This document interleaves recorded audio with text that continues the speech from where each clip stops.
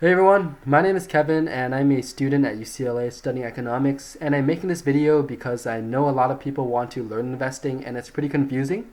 So I'm just going to make a very simple video explaining the basic concepts as to how investing or the stock market works.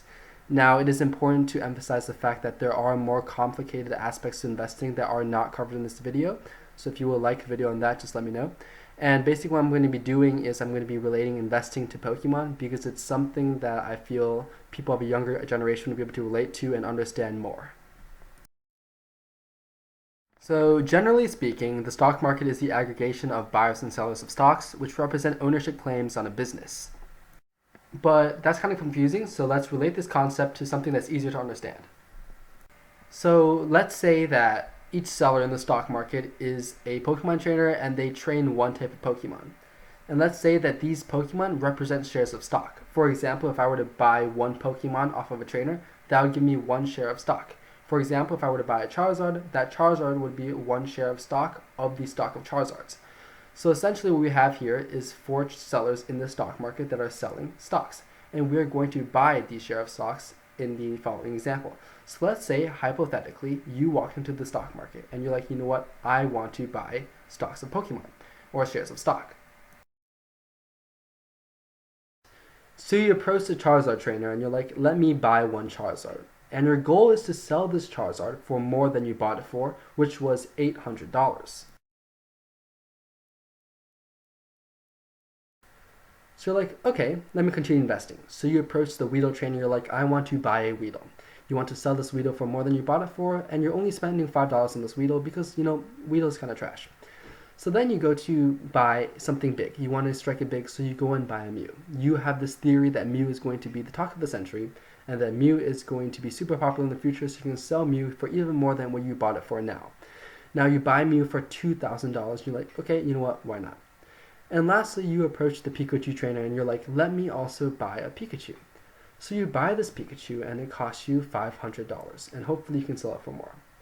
So now what you have is you have your $800 Charizard, you have your $5 Weedle, you have your $2,000 Mew, and you have your $500 Pikachu. And now what you want to see now is how the market changes and when you should sell these Pokemon for more than they once were bought for. Now you start looking at market changes and you start to see how the prices of each Pokemon have shifted. Let's say that each Pokemon is represented by its respective color. Orange for Charizard, pink for Mew, and so forth.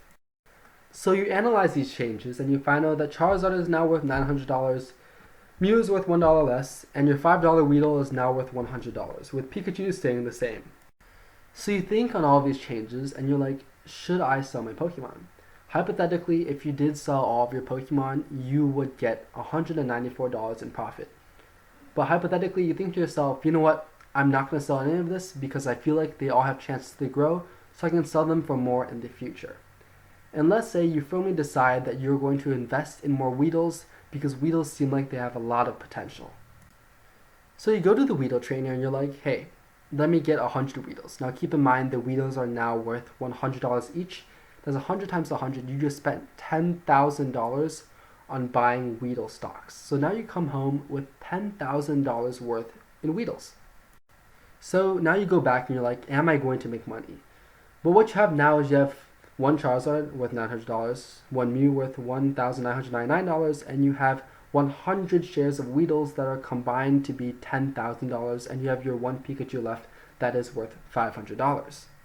So you decide, you know what, let me look at the new market trends.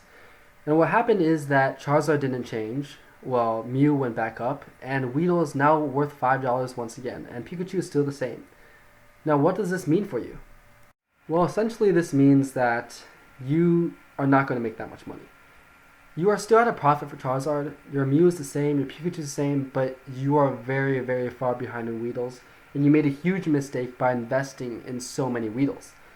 Now, if we were to calculate your new sum of your profits or your losses, you would be down almost 10K. Yes, that's about it. This is just a simple illustration of how the stock market or investing works, and I hope you liked it. If you did, just leave a like. Thanks.